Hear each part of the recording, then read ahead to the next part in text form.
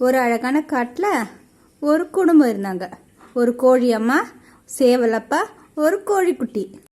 சலோ, உனக்காக நாங்க உணவு சேகரிச்சுட்டு வரோம்.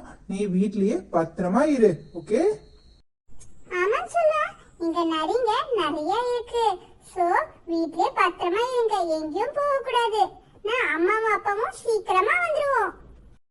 சரிம்மா, நீங்க போயிட்டு வாங்க, நான் பாத்துக்கிறேன். கோழியும் சேவலும் உணவை சேகரிக்க சென்றனர்.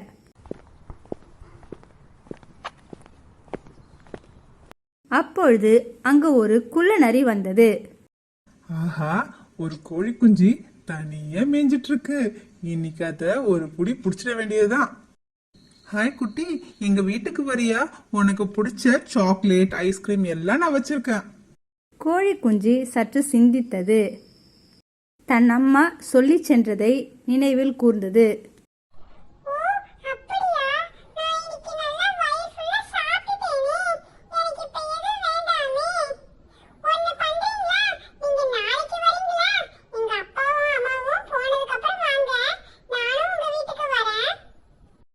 மறுநாள் கோழியும் சேவலும் உணவை தேடி சென்றனர்.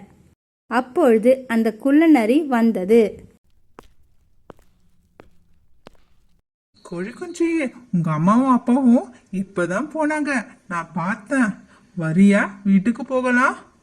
நிறைய சாக்லேட்ஸ், ஐஸ்கிரீம் நிறைய இருக்கு. உனக்கு என்ன வேணுமோ எல்லாம் சாப்பிடலாம்.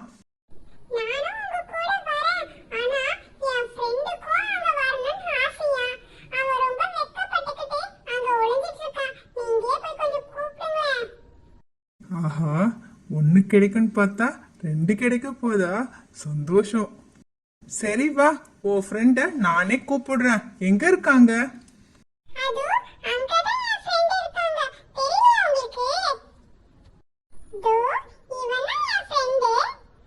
என்னது, பாம்பு தான் உன் ஃப்ரெண்டா? அச்சோ, பாம்பு! ஆளை விடுங்கடா சாமி. இந்த பொம்மை பாம்புக்கு இப்படி பயந்து ஓடுறியே, நீலா ஒரு தந்திரமுள்ள நரியா? குட்டியே கொத்த வரியா? உன்னை என்ன பண்ண பாரு. அம்மா, அது ஒண்ணும் உண்மையான பாம்பு இல்லம்மா, அது அட்டைதான். நீ பயப்படாத. பாத்தியா என் பையனோட புத்திசாலித்தனத்தை?